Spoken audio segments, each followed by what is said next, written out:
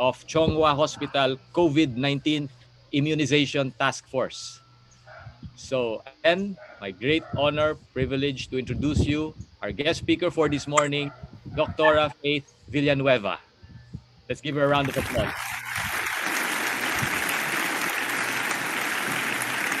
Um, Thank you very much, Jojo, for that very kind introduction. And I'm very happy to hear Mr. Mario and sharing his story. I just can't help but cringe about the expert and because it sets the bar very high, actually. But I am hoping that I will be able to give you the information that you would like to get in order for you to better prepare for COVID-19. Now, my problem is I've been trying to share my screen, but it says I cannot share while the other participant is sharing. So, Joe, maybe you can help me with it. Check, please. It was very nice to hear the story of Mr. Mario. I think one-fourth of my lecture was already discussed by Sir Mario with regards to PhilHealth coverage and how it feels to be management of mild COVID. So three-fourths na lang akong discusser, no? Kaya you already discussed one-fourth of the important message this morning. But for everybody to know, not many of you know this, but I was also infected with COVID-19 last year. This was during the time when we had the surge. This was around July. I was very fortunate, like Sir Mario, that I had a mild infection.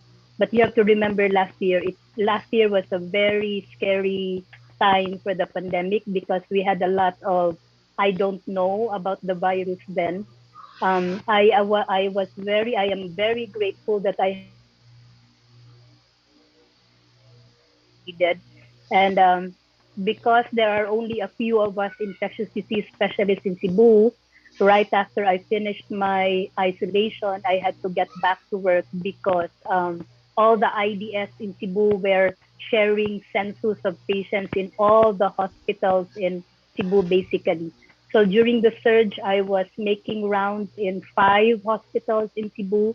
And in each hospital, I had patients in the ICU, ventilated. So it really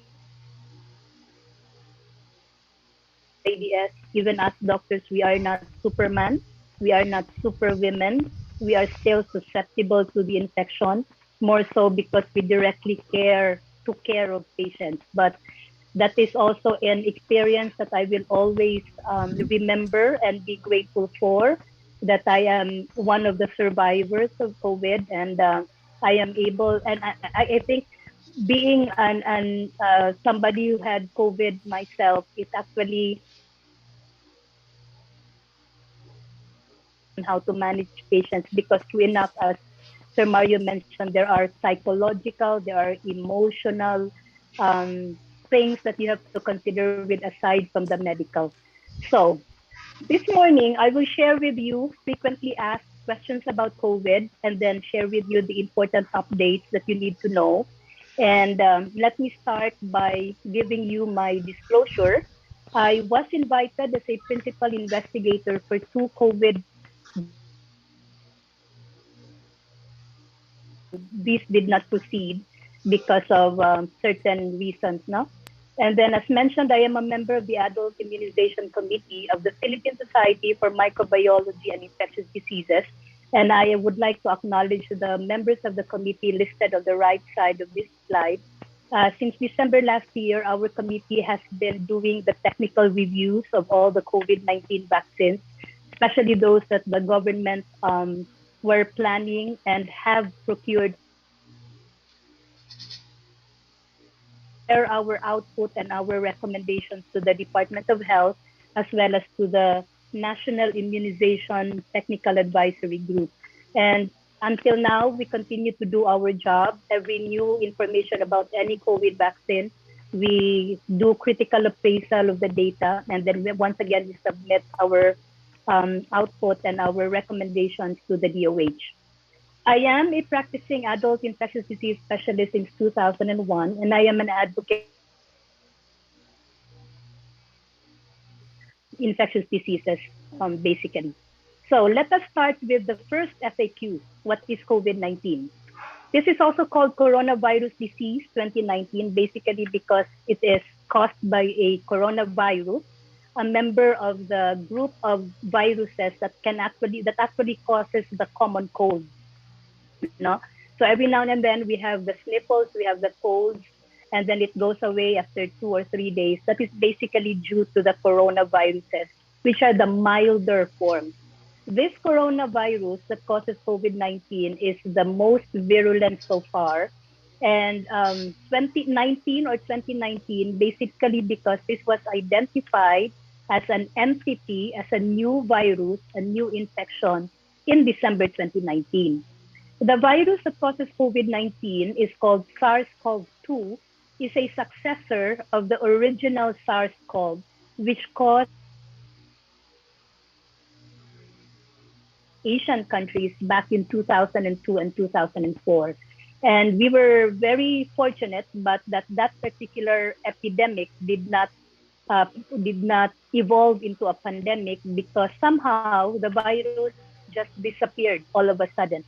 And then this virus is transmitted by infected individuals through respiratory droplets and aerosols or by direct contact with secretions from somebody who has the infection.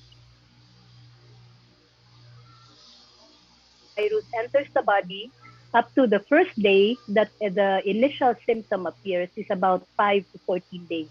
And during the incubation period, a person who has been infected can actually infect other people. This is the current status of COVID-19. You can see the timeline on the left side. December 2019, it was reported as outbreak of respiratory infections in Wuhan, China. Initially, the WHO we did not know much about it yet. January 30 last year, it was declared by the World Health Organization as a public health emergency of international concern because cases were reported in different countries by then. Also, at the same day, January 30, 2020, our Department of Health declared or announced the first case of confirmed COVID-19 in the country.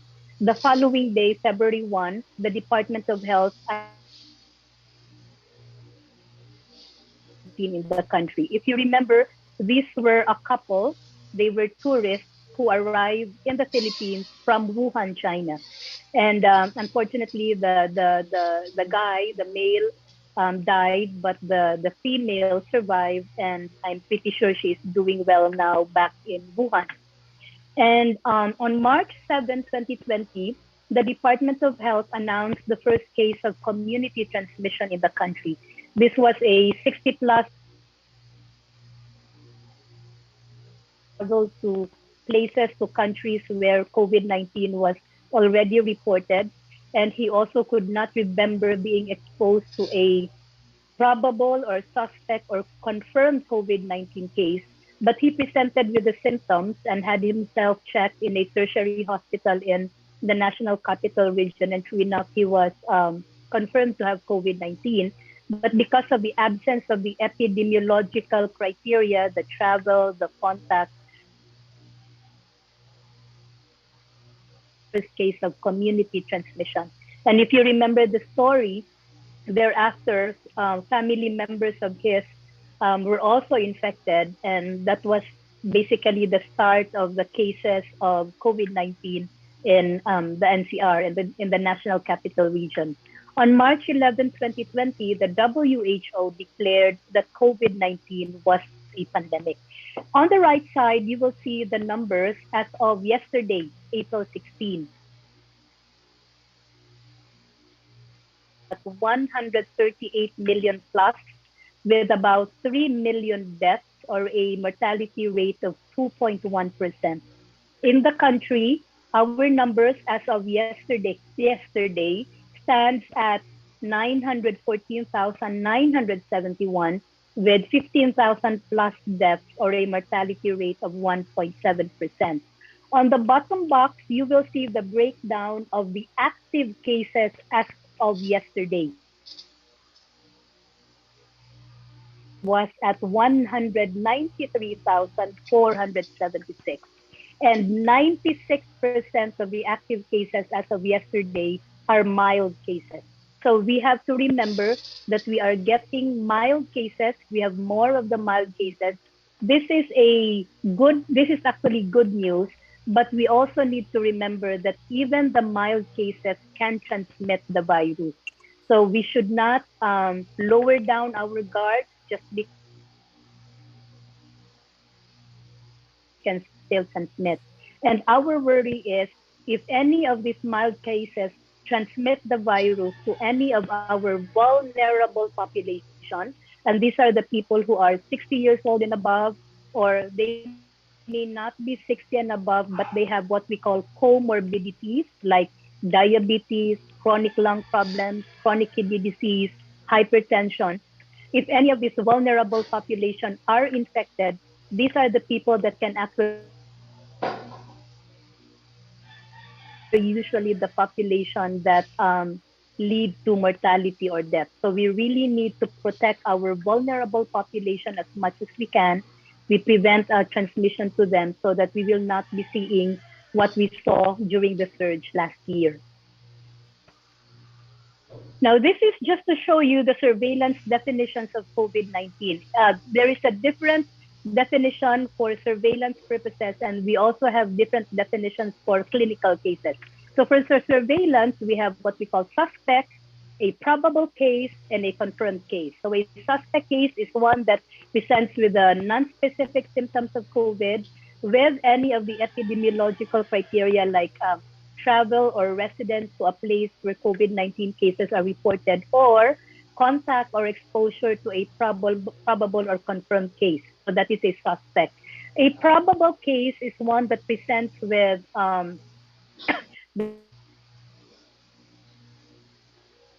patient who, in the absence of the RT-PCR positive results, they have other laboratory results that are typical of COVID. So this includes diffuse pneumonia seen on chest X-ray, on chest CT scan. So in the hospital, when we have probable cases, even in the absence of the positive RT-PCR result, we actually manage them as a COVID already. More so if we see the diffuse pneumonia on X-ray or presents with hypoxemia or low oxygen in the blood that we determine when we do a test called arterial blood gases. Because the reason for this particular category of patients is that we all know that the results of our RT-PCR can take hours or even days before it comes out. We cannot wait for the confirmatory before we need to start the medication so that we will be able to save patients who have diffuse pneumonia. So suspect is one that has a positive, who has a positive PCR result. And then surveillance definitions, we also have clinical definitions of what we call confirmed COVID-19 cases. So the asymptomatic meaning they don't have symptoms, they have positive results, but they don't, positive PCR results, but they don't have symptoms. So this is what we call asymptomatic. Mild cases are those that present with what we call non-specific symptoms. So these are considered mild. What is notable of the mild symptoms that we know are very suspicious of COVID-19 is actually the loss of smell, or what we call anosmia, because this is a symptom that is not reported in other coronavirus infections or other respiratory viral infections like the flu. We don't normally complain of losing our sense of smell when we have the flu or the same with coronavirus. This is a very typical symptom that we always ask of our patients. And then when it is reported as it being present, we always have the primary condition, the primary consideration of COVID-19. And then we have what we call the moderate infection. There are two kinds of moderate. This may be those presenting with the mild symptoms but to a moderate degree of severity, or those who will present with pneumonia, usually oxygen requiring. So when we say you have moderate COVID-19, there are two types of moderate. Either you have pneumonia or you don't have pneumonia, but your non-specific symptoms are considered moderate in comparison to the severity reported in those with mild infections. And then we have the critical confirmed COVID case. These are those with severe pneumonia. No, I'm sorry, the severe and by severe pneumonia, we look at certain parameters like increased respiratory rate for adults or adolescents. In children, we see fast breathing, and then we see labored breathing, and then we have objective parameters like oxygen saturation under room air. If oxygen saturation is less than 90%, that is considered severe. For everybody's information, I think most of you know that we can measure the gadget we call pulse oximeter. And then by knowing that if you have less than 90%, you must be aware that that is already severe pneumonia. That is already an indication for you to bring yourself to the emergency room. And then the critical pneumonia or the critical COVID-19 are those patients who will require life-sustaining treatment, specifically mechanical ventilation to assist the lung from functioning because there is now diffuse inflammation of the lungs that will hamper the normal oxygenation or the normal breathing that we need. Nakuha na And then kali. aside from severe acute respiratory distress syndrome, a critical COVID-19 patient can also present with septic shock. They can present with bleeding tendencies due to acute thrombosis. And for children, there is a disease entity that's called MIS-C, disease that could not be explained by any other pathologic mechanism. So, and then in the with the suspicion of COVID-19, they are classified as MIS-C. Okay. Now, the WHO considers asymptomatic mild and moderate without pneumonia as non-severe COVID-19. But more importantly, we have to remember that any of these entities in this spectrum can symptomatic, you can transmit the virus. So, but that is basically the reason why we need to remember that we still need to adhere with the minimum public health standards to prevent the spread of COVID-19. You may be asymptomatic, you do not know that you have the virus. So we have to treat everybody as potential carrier of the virus that maybe you may remain asymptomatic, you may evolve into a symptomatic disease. The principle that everybody can be infected and even the asymptomatic can infect. That is the premise why we need to adhere with the minimum public health standards. And this consists of wearing the face mask and the face shield, keeping physical distance with other people of at least a meter, and then frequent hand washing or hand hygiene, especially after touching any parts of your face or touching any surface or any object, and then keeping interaction with other people to less than 15 minutes. And if I may say, if you need to interact with other people, make sure that you have your face mask, your shield, and then you remind the person to politely remind them to keep their mask on, keep their face shield on while you are talking. Now, on the right side, you will see an infographic of a study published in Lancet just to show you the effectiveness of any of these preventive measures. Physical distancing can actually lower the chance of getting to 2.6%. Wearing face masks can lower the chance of getting COVID from 17.4 to 3.1%. And then wearing eye protection by way of a face shield can lower the risk or the chance from 16% to 5%. The face mask and the shield is actually to cover our mucous membranes that are in our eyes, in our nose, and in our mouth, because the receptors for SARS-CoV-2 are located in the mucous membranes. So this is why we need to cover our face. The receptors for the COVID, the SARS-CoV-2 are located in the mucous membranes lining our eyes, our nose, our mouth. So hence the reason for the face mask and the face shield. Now, individually, you can actually see from this study how effective they are. So if we are to use them as a group, we do physical distancing, we wear face masks, wear protection. You can just use them. The impact of the SARS-CoV-2 actually is very, very minimal, kept to a very minimum, if not zero. So this is the reason why we have a combination of protective strategies. Second, FAQs. How are COVID-19 patients treated or managed? Treatment or management depends on the classification of the illness based on the severity. And this was partially discussed by Sir Mario. So if you have mild disease, basically you just rest, normal. If you have the severe or the critical, we will be giving more aggressive management because we want to reverse the infection for a good outcome, which is survival.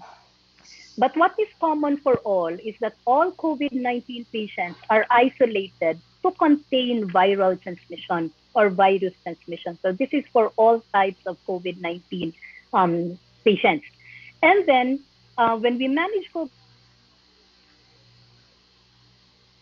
we always put a high price on the risk factors for severe illness.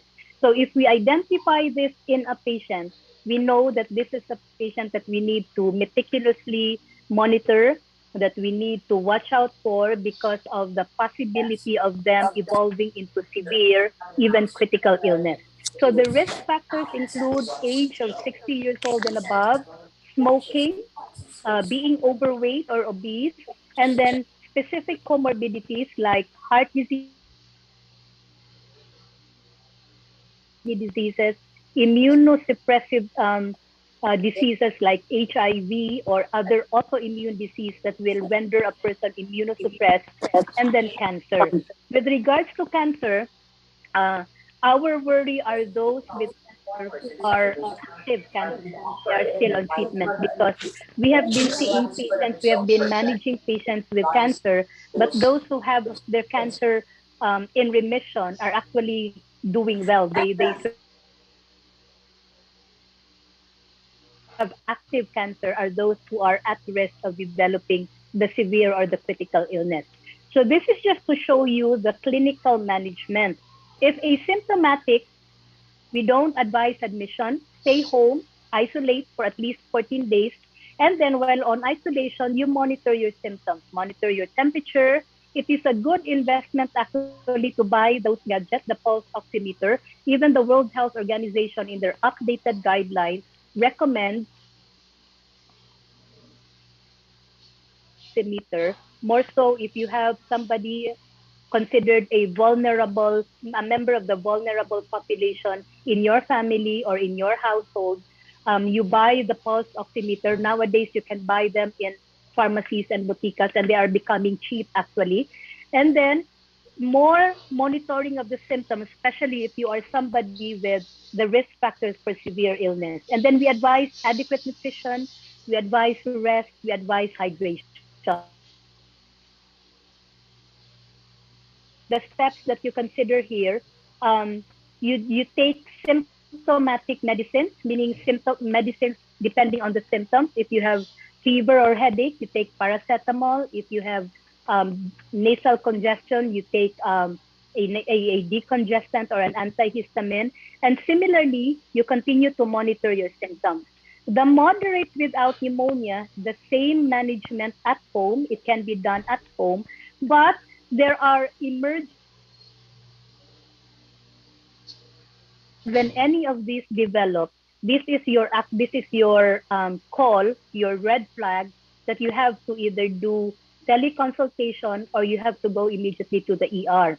This includes trouble breathing, persistent pain or pressure in the chest, confusion, inability to wake or stay awake, and then pale gray or blue colored skin, lips, or nail beds, because this is a symptom of poor oxygenation in your body already.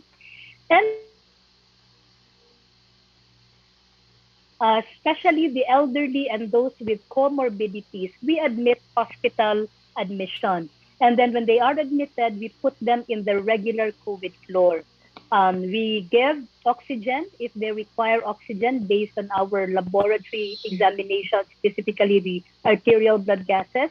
But we give them the oxygen through a simple nasal cannula. Sometimes we give them through the face mask. And then because there are elderlies and with comorbidities, we have certain tests that can guide us in determining if these are patients that have the potential of developing, of progressing into severe or critical.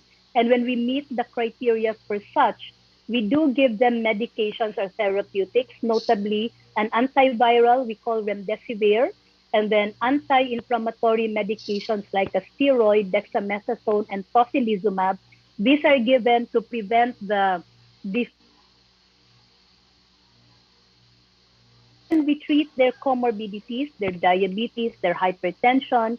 We manage them, their kidney disease, their chronic asthma, or their bronchiectasis. We manage them. And then we regularly and we more frequently monitor for worsening of signs and symptoms. And then for the severe infection, we these are the patients that has the potential of being transferred to the ICU because they may be respiratory failure. Again, we give oxygen supplementation, but this time for the severe, we consider them severe sometimes because when we give oxygen supplementation by way of the simple nasal cannula, their oxygen parameters do not improve. So we have to give it via a high flow nasal cannula and then or even the face mask. We give the same medications, and then although the data for convalescent plasma is still not robust, there are cases that we do offer convalescent plasma, but in our monitoring, in our daily monitoring, we don't seem to see the improvement. We offer convalescent plasma. So convalescent plasma is basically plasma from somebody who recovered from COVID-19. The principle being this plasma will contain antibodies we call neutralizing antibodies, so they can neutralize the virus. So if this plasma is given to somebody who has active infection, the hope is the convalescent plasma or the neutralizing plasma will help neutralize the circulating SARS-CoV-2 in the infected person, and that will actually help treat or manage the infection. And then for severe, we recommend what we call self-proning. Self-proning is asking the people to lie on their tummy. Normally, we lie down on our back, no? For that will not that is okay. That is the usual position.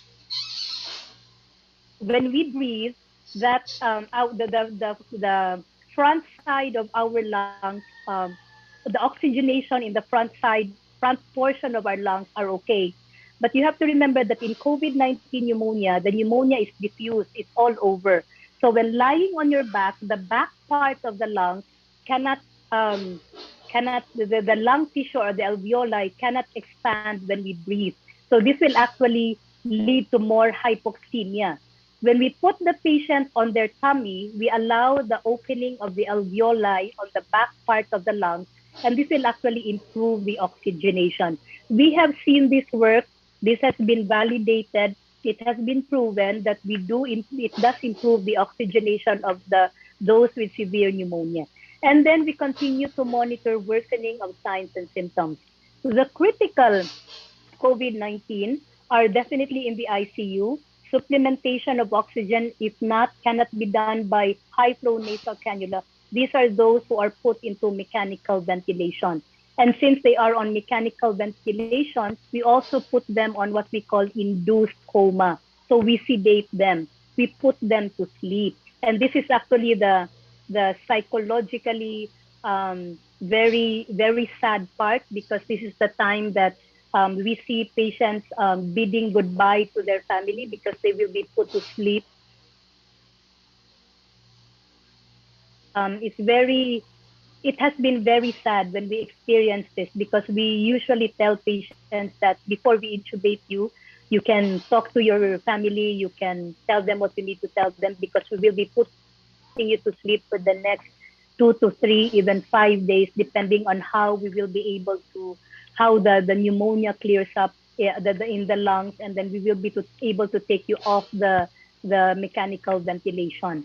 And then we also give the same therapeutics: antiviral, anti-inflammatory, convalescent plasma, and then we give antibiotics if there is a suspicion or the presence of a bacterial co-infection. For both severe and critical, we also give what we call anticoagulants, because it has been confirmed that the severe and the critical, especially those with comorbidities, have a high risk of thrombotic or clotting, and then the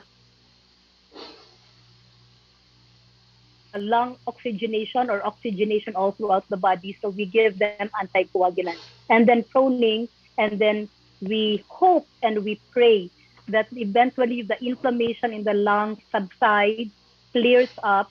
So by then we will be able to slowly wean the patients from the ventilator, and then we are able to take out, extubate them, and then remove them from the ventilation. And then, for practical reasons, this was already mentioned by Sir Mario, when you are admitted in the hospital, and then definitely hospital admission for COVID-19 costs a lot. We've heard of stories about millions of hospital bills. It is true, it costs a lot. And this is just to show you how the PhilHealth helps us in terms of the financial burden of hospitalization secondary to COVID-19.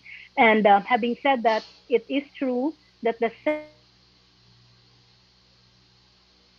COVID-19 case is really not enough. So, as mentioned by Sir Mario, it is very important that you also financially prepare for yourself for the eventuality that you will be admitted. The better prevention actually is not getting sick. So the better prevention is the minimum public health standards for you not to get sick, so that you will not have to go through this, and then you will not have to burden yourself financially later on. Okay. Now, these are just to show you the expenses of the hospital, because this is actually part of the expenses in the hospital. This is usually, I myself in my practice, I always make it a point to discuss these things with the patients and their families, for them to have certain expectations that I will need to do daily laboratory checks, and part of the daily laboratory test will be expenses that will add up to the expenses for the hospitalization and the medication. So this is, we need this. We cannot manage patients properly without doing this laboratory workup. So I hope that this is one thing that people will truly understand, because we've had actually people complaining, why do you take blood on me almost every day, sometimes 2 times a day, sometimes 3 times a day. Just know that we doctors, if we don't need this test, we will never, or we will not order them. But if we see that it will help us, it will guide us, we will actually do them, because bottom line, this is for your good, for your outcome, and we would hope a better or a positive outcome. Okay? Now, for those who have asymptomatic, mild, moderate, without pneumonia COVID-19 infection, we do recommend what we call home care. But we are hoping, we are still, this is, I am presenting this to you, especially the algorithm created by UPPGH. But know that this is not officially adopted by our Department of Health yet. We are hoping that in time, the DOH will adopt this. And once this is adopted, the local government units will also adopt it, because we do know that since last year up to this year, people with asymptomatic, mild, moderate, without pneumonia, COVID-19 infections they are extracted from their homes and they are advised to either have themselves admitted to the hospital, have themselves checked into the TPMFs or the temporary treatment and monitoring facilities, or have themselves checked into the designated isolation hotels so that they can prevent transmission with other members in the household, and they can be supervised or checked on by the barangay health units. No, it is expensive actually to have yourself admitted in the hospital if you have a mild infection, or have yourself checked into the hotel. And then with regards to TPMF, our isolation and quarantine facilities, we know that there are limited beds. Good now, as mentioned by Sir Albert, that we have the numbers down. But during the surge, the second surge in late January and the entire February, our TPMF became full again of COVID-19 patients. So there were those who had to be extracted from their homes and had to be transferred. Me, clinically, I believe that home care can be done, but there should be strict recommendations for home care to be successful. And the recommendations, the summary of the recommendations are here. Home care can actually be done for those with asymptomatic or mild or moderate symptoms without pneumonia and without the risk factors for severe illness. It is important that when you do home care, you do monitoring. So you buy your thermometers, you have your BP apparatus, and then you buy your pulse oximeters. The individual must be in a separate room with its own bathroom. So the room must have a good airflow. Good airflow means do not keep your windows open and the aircons all the entire time. Meaning there must be hours in the day that you ventilate the room. You open the windows, you turn on the electric fans, you let the air in the room go out, and then you let the new air come in. So that's basically air exchange. Okay. And then when you are inside the room, you keep the door closed. You limit movement around the house for infected individuals. You provide inside your room your maintenance medications and then the symptomatic medications that you will need for your COVID illness. And then in the household, you create a delivery system for your daily needs, like your food. So there has to be a system like somebody brings your food, puts it outside your door, and then probably texts you or rings you to say that your food is outside. You make sure that nobody is outside when you open the door and then you get it.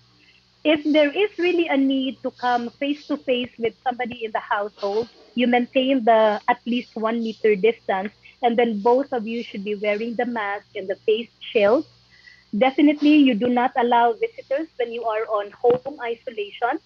If you are somebody that needs a caregiver, you must make sure that your caregiver is in good health and has no underlying medical conditions himself. Minimum, the caregiver should have a mask and a face shield. If you can afford PPE for your caregiver, you provide PPE for your caregiver. And then there must be a regular cleaning of surfaces frequently touched by you inside your room. If you are able to do it, you do it yourself. If not, you let the caregiver do it. Simple Lysol or any disinfectant that you use, or even 70% alcohol, you wipe the surfaces that you frequently touch. That is already good enough. So once again, we hope that the DOH will adopt the algorithm, and then our local government units will adopt this, and this becomes part of the standard of care. For those of you who are interested in this algorithm and the full text, this is actually, you can actually download this resource in the internet. They provide it free for you. Okay.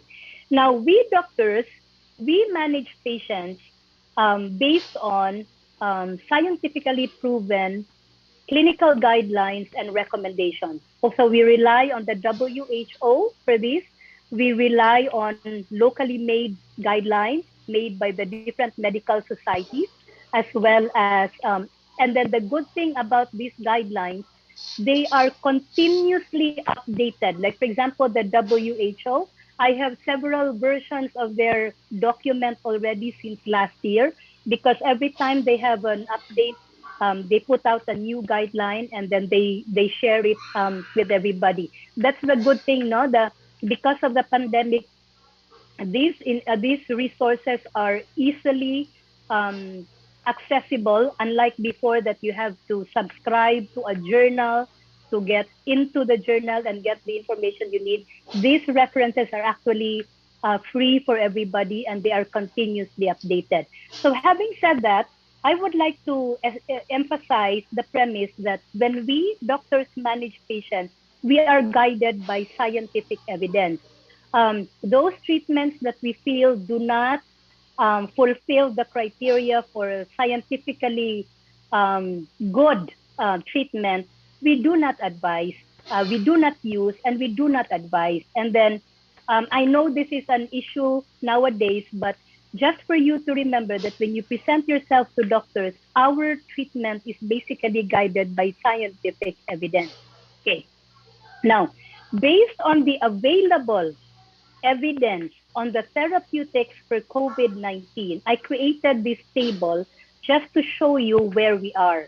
But know that continuous review of published reports of clinical trials, properly conducted clinical trials, will allow prompt updating of any of these guidelines. So as of today, therapeutics for COVID-19 that has been proven to be beneficial include the anti-inflammatory dexamethasone, the antiviral remdesivir, the anti-inflammatory tocilizumab, the monoclonal antibodies that has just been recently approved by the US FDA.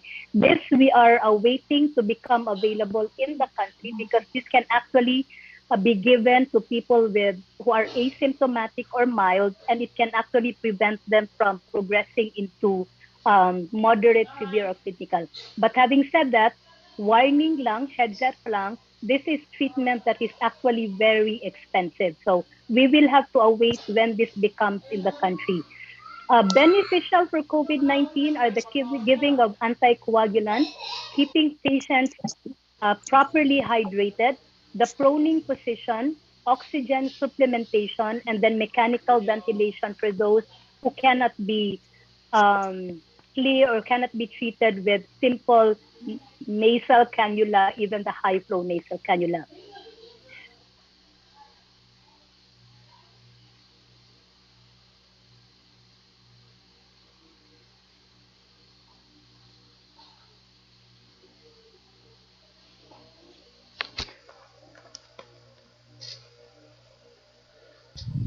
Hello, Hi. Brother Albert.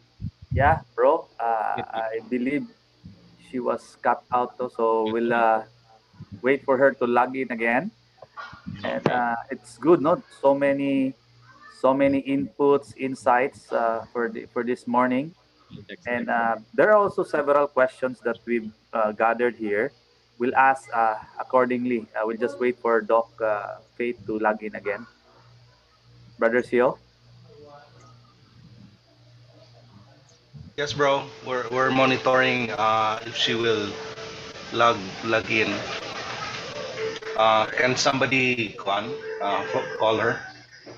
Na nasa Check. Yeah, ubos. Na nasa ubos. Ana? Nana. All right. So I believe she's about to close the talk with some discussions. Yeah, just write your questions in the chat box. We can accumulate a lot of questions there, so it can be read later on.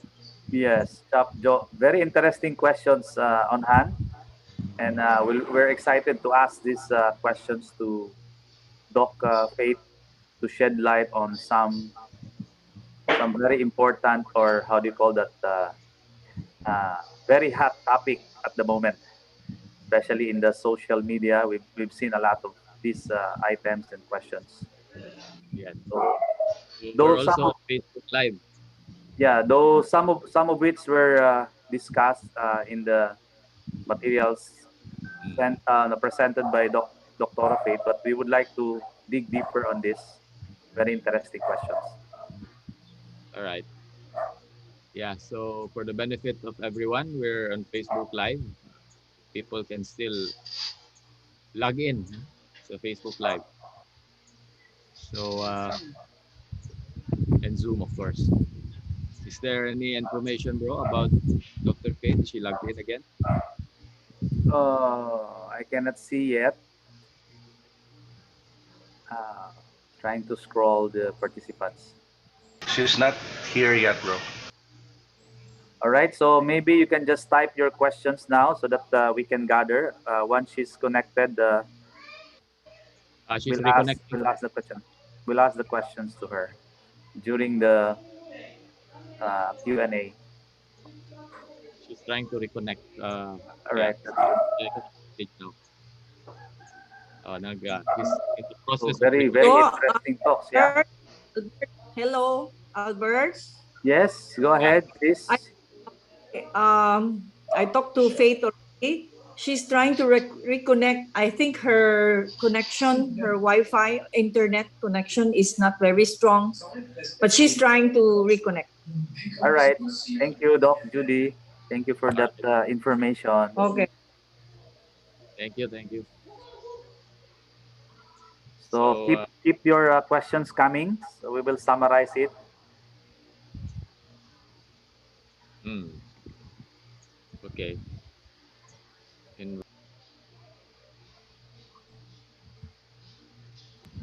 yeah, okay. Anyway, just a few minutes, no? So those of you who are guests who logged in for the first time, if you need more information for our upcoming events, please contact the person, ask the person who invited you, no? They'll be glad to help you for our next upcoming events. No? We will have similar events like this in the BCBP, and more, of course, relevant information like COVID. No? These are essential for our citizens, our fellow men, on how to do practical treatments for COVID. No? So yeah, I'm looking forward, Brother Albert. We're excited to know about some alternative treatments for the COVID, especially the vaccines. No, Correct. Yeah, these that's are right. some Yeah. of the questions. Yeah, these Questions are and some of I the pressing questions. and I Yeah, believe Dr. Faith prepared to answer some questions on the vaccines. Well, yeah. basically, if you look at it, Dr. Faith is there are ready. all She's right. in. Okay, let's bring her back on board. Yeah, Dr. Faith. Uh, Dinha to, ganina. Ako give ko ito. Yeah. Anyway, with Yeah. respect to the vaccine, no, Chapjo, it's 6 out of 10. Wala-wala siya. Yeah, 6 out of 10, meaning to say Wag tang. 6 person out of 10 are hesitant to take the vaccine or being inoculated for COVID-19. So that's a strong number, and we have to ask Dr. Faith about it. So we'll get into Yeah, the details, dig into the details, so that everyone can shed light. yeah, that's true, bro. I heard feedbacks that. Here, Oh, doctor is here. Yeah, okay, Doc, welcome okay. back. Let's bring it back on board. Yeah, welcome back, Doc. My apologies. I think my connection was, yes. Okay, my apologies for that. So I may continue. Hello? Hello, Doc. Yeah, Hello? Yeah, we can hear you, Doc. we can hear Okay. you.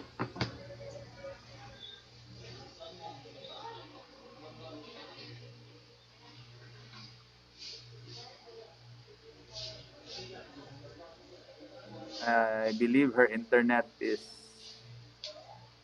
cutting out, or she has a low bandwidth.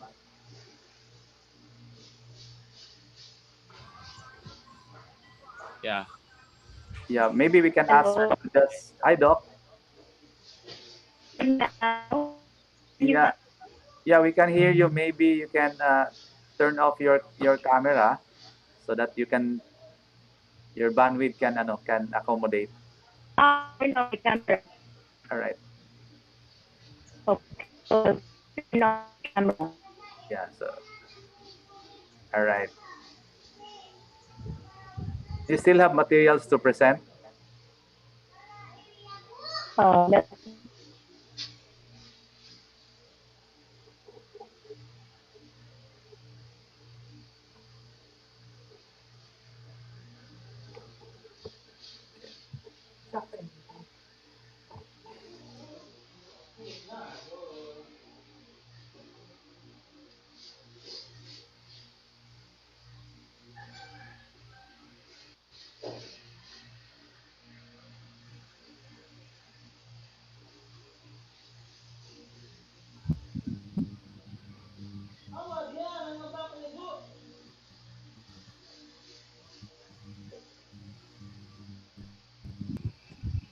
Hello, Brother Albert.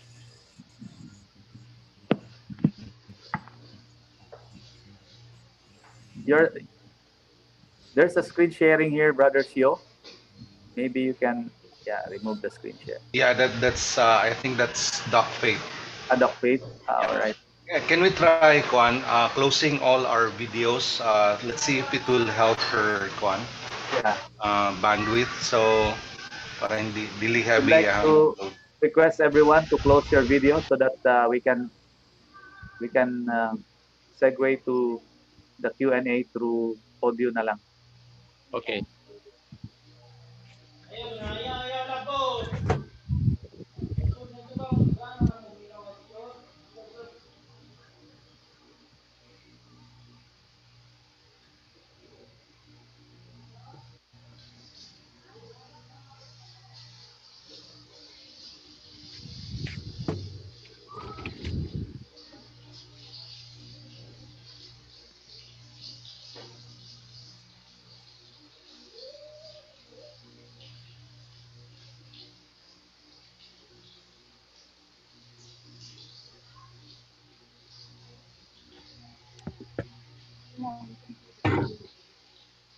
Hello, Jo.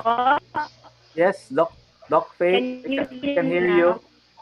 Yeah, we can hear Okay. you. So if I may proceed, okay, if I may proceed, okay, if I may proceed, on the second column are therapeutics for COVID-19 without evidence of benefit.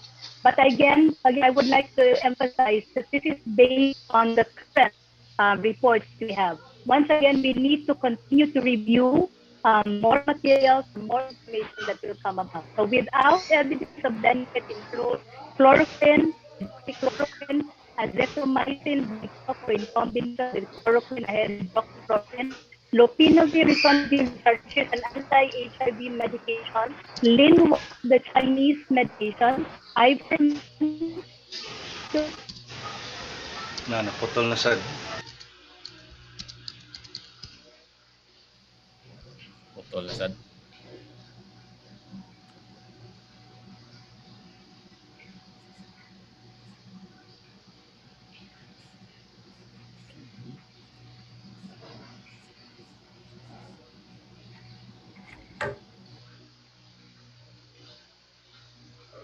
You can contact her through phone. Will be the Q&A through patch phone patch na lang. Sige, sige. Let me see how we can do that. I'll call her. Yeah.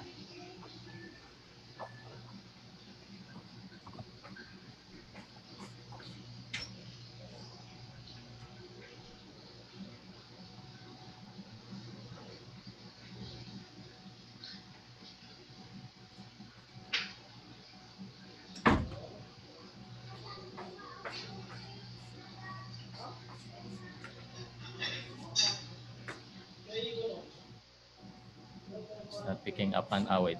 She's back.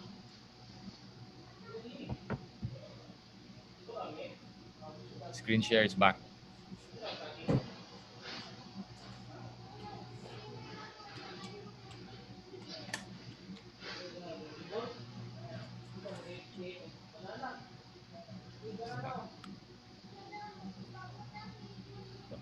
All right. This one is a good topic. Okay. Ivermectin. So, if you remember, ivermectin is here. Now, I mentioned a while ago that Sir Mario mentioned about taking